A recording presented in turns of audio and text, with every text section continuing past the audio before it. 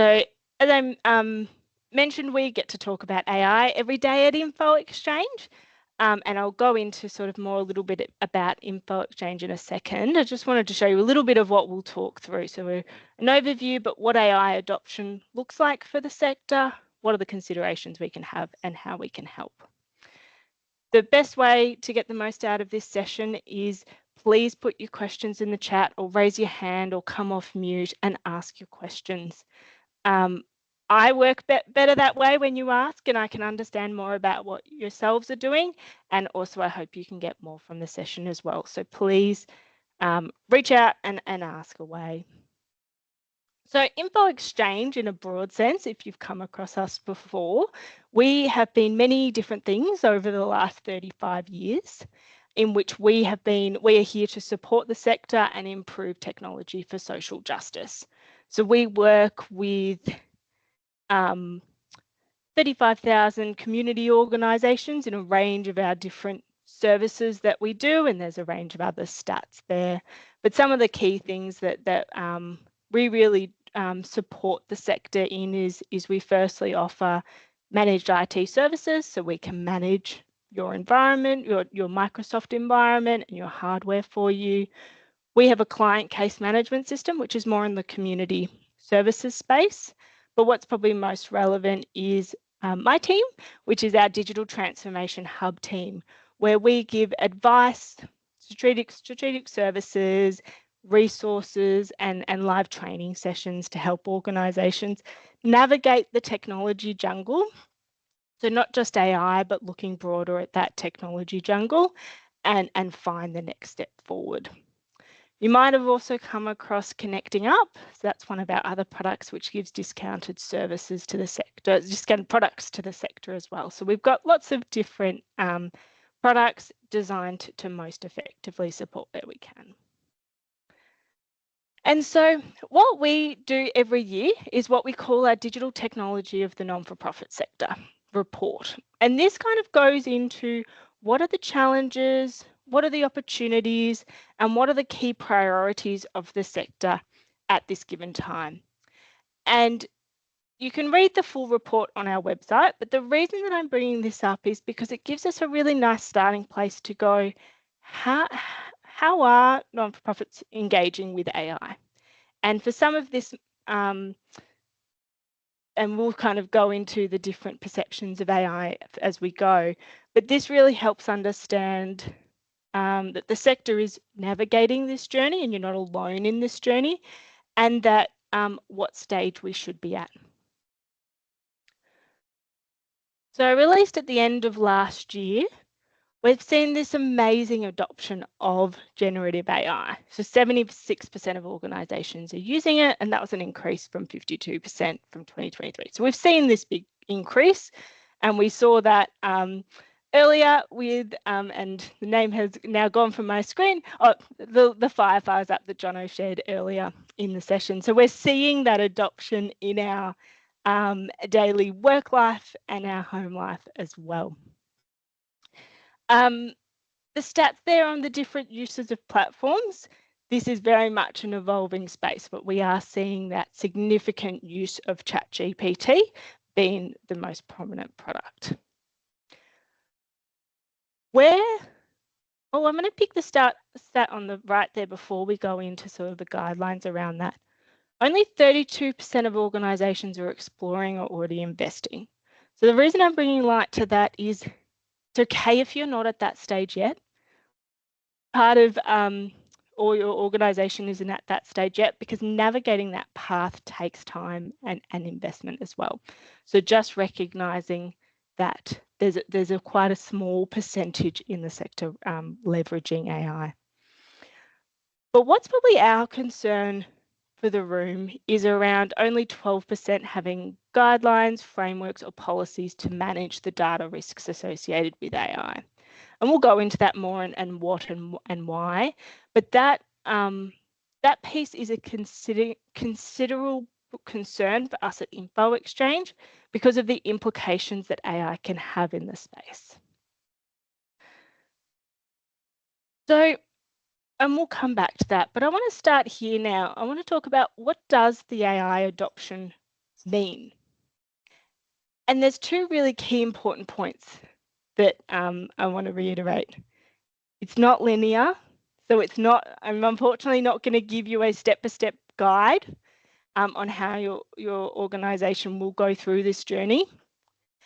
And there are many influences that come into play as well. And for us in the board space, it's about thinking about how can we ensure the organisation has the space and the capability to do these kinds of things. So the first influence there is around the capability and resourcing around technology. So is there IT budgeting and resourcing around technology use in the organisation? What do staff skills look like? And what is leadership and board's appetite towards AI? Each of these pieces greatly influence how the organisation can leverage AI. Secondly, is there technology environments that they work in? AI is a piece of the puzzle. It sits in every area, but it's an overlay. We were having a really great conversation this afternoon, a colleague and I going, that this client wanted to build an agent for their SharePoint and for their information. And we were talking about how that was going to be applied in their work. And straight away, the client said, oh, well, I know it won't be able to access that information. That's sitting outside. That's sitting in some other file structure over there. And we're like, well, AI is only so powerful. It doesn't know it's over there. It's in a completely different space. The AI is still not going to solve your SharePoint issues. And we kind of laughed at it going, AI can do so much, but we've got to think about our broader technology as well and how that works and how the organisation is leveraging technology and thereby AI. And the final piece that really influences it is the problem that you're looking to solve. As an organisation, what is your mission and your values, and what purpose are you working towards? AI can be applied in many different ways, and we will explore some of those today. We also can always talk about them at any time, but that really influences how it comes into play in your organisation as well. So with all of those influences in mind, and I've already set the expectation, I'm not giving you a nice quick 4-step process. Oh, actually, before I go there, what on the earlier slide, I spoke about resourcing and technology and staff skills. This is really important in how staff actually adopt AI into their organisation and into their work. Now, one thing that we're seeing is that adoption within staff is very different. And so what we have done is we've created different learning personas to help reflect different staff's attitudes and perspective to AI, because everyone's different depending on their roles and depending on what they're doing. Now, some of these, we'll go into them, but some of them you may find yourself reflecting a bit and going, oh, maybe I sit in this group, or you may be like, people sit there, or those kinds of questions, and that comes into it all. But the first one is that AI skeptic, and we talk about AI skepticism in a positive way. We need a certain level of skepticism, but we need to be able to work with the staff sitting in this space, because that skepticism is bringing a lot of fear in usage and lack of adoption in usage. So how do we work with those staff to bring them on the journey? Secondly, we've got the experimenter, and they're the people that are currently using AI in their day-to-day work. So they're starting to see how they can leverage it. Then we have the implementer, who's starting to apply more technical applications of AI, and they're looking for endorsement to build it into their services or their products that they work on, etc. And then we have the influencer. So a lot of us likely sit in that influencer pool. We might sit in other roles, in other spaces, but how do we lead the organisation to adopt AI and increase impact? So recognizing that there's different people in the organizations with different personas or different perspectives to AI. And what we need to do with each of those perspectives is take them on a journey. And we like to talk about AI as learning to ride a bike. So you can't just get on the bike and join a ride club and off you go. We actually need to take steps to do that. We need to explore the value of why I want to ride a bike or why I need to use AI. Then we need to go acquire the safety gear. So we need to understand, how do we use this safely that I'm not going to fall off my bike and rip up my knees, or I'm going to accidentally release personal information into the agent or things like that. And then I've got a trial. I've got a trial in a safe location with a safe prompt that can get me to explore the leverage and explore different practice. So use different use cases and different environmental conditions on how AI can help me. And then you'll start to see staff learning cool tricks, wanting to work together and leverage AI. So why I'm talking about this in this context is it's important to recognize this journey. It's coming back to that linear piece, in that it's not linear because we've got a whole heap of different personalities personas we need to take on this journey, and we need to take everyone on this journey to be able to utilize AI within the organization. So that's where the adoption journey, we see 3 key factors that influence these pieces. The first is your technology fundamentals. So that's where we were talking about your technology environment, what that looks like. Are you in Google Workspace or Microsoft? Do you use different systems to enable your work? Those kinds of things. Then secondly, it's organizational readiness. So that's how prepared is the organization to leverage AI. And then thirdly, actually exploring some of those solutions. So that journey, we kind of see it as we need to first get our technology foundations working and our organizational readiness in check. So when we talk about technology fundamentals, is ensuring, and for your roles, is ensuring that there is guidelines around how technology is or guidelines, or there is a plan in how technology is being improved in the organisation, and technology is prioritised in the organisation.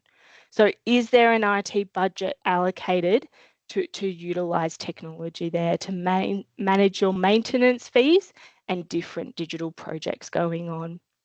And the second one there, which is incredibly critical, you have cybersecurity policies and protections in place. So you are already thinking about, do we have an end user security policy? Is there a cybersecurity plan that includes implementing multi-factor authentication and ensuring that your information is secure and safe, and where it's stored, and all of those features are understood by the board and understood by the organisation. Without these pieces, we get understanding your technology environment. We get very concerned when we try and jump to AI, because these pieces are very pivotal in how we guide the organisation and how we ensure that they're using their investments most effectively and working to that. The second area is around that organisational readiness piece.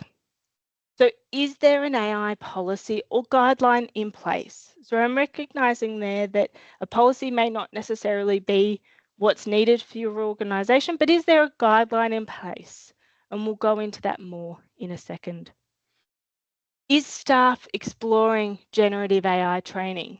And is AI valued and innovation considered in the organisation? So technology fundamentals and organisational readiness, prioritising those first, getting that working for you, will then enable you to explore those AI solutions that come into play. So then when exploring AI solutions, that's where you get to start to dabble into these more advanced spaces. So we've kind of I've got 6 different examples there of different applications that we're working with different organisations. And I'm curious if anyone else in the room as well is exploring in any of these spaces, exploring in any other spaces that you kind of want to share with the group or even want to chat through. This is definitely now the time to talk about it some more. So the first space that AI can sort of come in and apply more in this space is that internal productivity gains. So things like, and I've popped our own example in there because that's a really nice one on leveraging Notebook LM. So that's been putting all of our training information into Notebook LM to help us generate further ideas, so create new ideas, draft new content, etc. So we're getting internal productivity gains in how we create future content. Oh, great, Sarah. So you're also using Notebook LM there. That's fantastic. Now, another one there is UNICEF Australia and Greenpeace Australia, who's using AI to help them understand more about their donors in their fundraising database and helping to create personalised donor content that then they can share with the broader, they can create tailored fundraising campaigns within their donors. So being able to analyse the data that's sitting in the back end about their donors to then create better campaigns. So it's with both of those cases, they're internal within the organisation and they're getting those productivity gains or those improved advanced content that then they can share externally. Your second area is custom AI applications. So this is where organisations have invested in applications that will be externally facing to different users. So the first one, we've been working very closely at the moment with Clean Up Australia. And so what they're doing is they're building a data capture application that where the pools of volunteers that they have can take pictures of the rubbish that they're collecting, and then they're using AI image analysis to identify the rubbish to be able to do better data capture. And what's really interesting for them is they've been able to move into the space where they can actually understand what rubbish is being collected, where that's being collected, what are the environmental components that are happening in that location or changes that are happening there, and to be able to provide further insights to, they do a lot of reporting to CSIRO. Remember, there's someone in the room working in CSIRO. So they're doing some really interesting spaces there. Now, the other one I wanted to talk about was Edu Farmers International. So they're actually based in Indonesia. But why I wanted to bring them up is because they're doing quite an interesting space in how they're using WhatsApp for Business to be able to communicate with their farmers who are doing different, they're working closely with them to provide more localized education around how they can improve their farming practices. So they're using WhatsApp for Business to create different AI responses and actually have a chat with the farmer who may not be used to sort of your standard training content, but actually they can engage with the agent to be able to give them better advice and improve to their localized environments. So that's a really interesting application in changing how they engage with farmers. I think that one, especially so because they had a big pool of volunteers that would go out and visit, and in Indonesia they were particularly remote and they were pretty dispersed. So I think that that's quite an interesting one there. Now, the third area is going into AI-enabled hardware.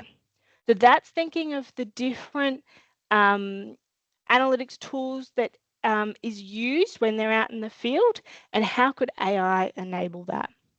So Wildlife AI, so these guys are based in New Zealand. We've been working with them closely to be able to have a smart camera that they can put out in the field that will analyse the data that they receive through AI. So that's a really interesting one that they're putting a lot of investment in there. And that's, I believe their first trial is with BirdLife, and then they've got plans to progress in that space. And the other one there that I've got there is, and excuse if I'm going to mispronounce this, but ACIUCN, which is they're using environmental satellite analysis on actually how different fires are dispersed across the region in India. So that's a really interesting one, and how it's more about the satellites capturing that information and they're bringing it in to analyze it through machine learning. So we've gone into a really complex space in AI usage, thinking of where we've started in this conversation. But the reason is to spark some ideas and also to go, okay, if we want to get to that environmental satellite analysis, or we want to be thinking about how we're communicating with our field workers or whatever that looks like, we first need to think about this space. So what is our technology foundations looking like, and how prepared is our organisation to be able to move into that space? Now, in saying all of this, we've seen organisations that have already jumped into that exploring AI solution space. The challenge we've seen is limitations around their technology foundations holding them back. So their actual technology environment inhibiting them to be able to explore those more advanced solutions. Or we've seen this really challenging space where they're putting themselves in a particularly vulnerable position from a cyber and an AI ethical use space. So that's where we need to be really, really careful around our role in this space, and in ensuring that we're giving the guidance and support and governance to the organisation to leverage AI in a secure way. So with that in mind, what are boards' roles in this space? And I've picked 3 key spaces here. And the reason I've done that is that especially 2 and 3, we need to somehow find a balance in this space, and that can be challenging. First one sounds really obvious, but this is very important, the alignment with mission and values. So ensuring that the work that you're doing in the AI space actually does align with your organisational strategy and aligns with your technology roadmap. This is very simple, but it ensures that the work that we're doing is very directed to what we're working towards. Now, the second one there is overseeing AI governance. So ensuring that the cybersecurity measures are in place in your organisation currently, and they're socialised and educated effectively. As yourself, understand the ethical considerations that come with AI usage. And we've got some really great training content that I can share with you as well, if this is a newer space in that sort of ethical usage around things like AI hallucinations and the considerations we need to have there. But familiarise yourself in that space. And then lead the development of an AI policy or guideline, depending on what level you need for your organisation. And ensuring that AI and cybersecurity is on your board's risk register. So we're actively thinking about AI and cybersecurity in those spaces. And to balance that caution and that ethical risk that comes with AI is also allowing enthusiasm and support. So endorsement from the board enables organisations to go, yes, we want to work in this direction. We're going to put time into this space. And that might look like that being communicated within the organisation. That might look like, if there's an AI working group or a technology working group, that there is some level of board involvement in that space so that you get further insight there. And reinforce and invite updates as well And where investment is made, ensure there is regular monitoring process and evaluate that impact. So it's very much being involved where suited, and then also ensuring you've got your protections in place there as well. Now, where I was going to go next is around your AI policy and what that actually means. So I've mentioned it a couple of times, putting an AI policy, putting an AI guideline in place with your organisation. Now, what's helpful is we have a link here that we had help creating an AI policy template with the support of PwC, where it's a really simple policy with the intent that it gives your staff the guardrails and the parameters to use AI safely, and it also gives the sort of mitigation of risks, but also the oversight of the tools that can be used in this space as well. So I'm going to just pop it on the screen here so that you can kind of get a little bit of an understanding on what this policy looks like and why as well. And so this is a little bit about the how and the why and how to actually build the template. But as we move into here, so we've got really simple guidelines around staff use, management use, and where we've pitched this at is it's at organisations that are at the start of their AI learning, their AI adoption journey. So as you move into more complex spaces, we've got those additional guidelines we recommend to add in, but at that initial stage, having those guiding principles and staff guidelines there. And so this is all you'll see in blue, that's all the space for yourselves to edit. And we've really got the core sort of guiding principles around ethical use, data protection, transparency, accountability, and education and training. And that really, what I like about this is it's positioning it in a positive looking space where we're giving staff the tools and resources to do just that. And the staff guidelines on how to use, and also what is management's role in ensuring that they're bringing that culture in place as well. So I'll drop the link in the chat, but you're also most welcome to, oops, I just stopped sharing altogether. That's not helpful.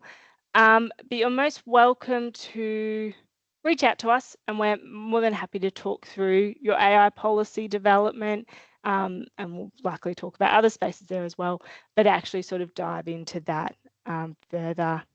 Thank you, Jonathan. And when we go into those more advanced applications, that's when we start looking at the voluntary AI standards.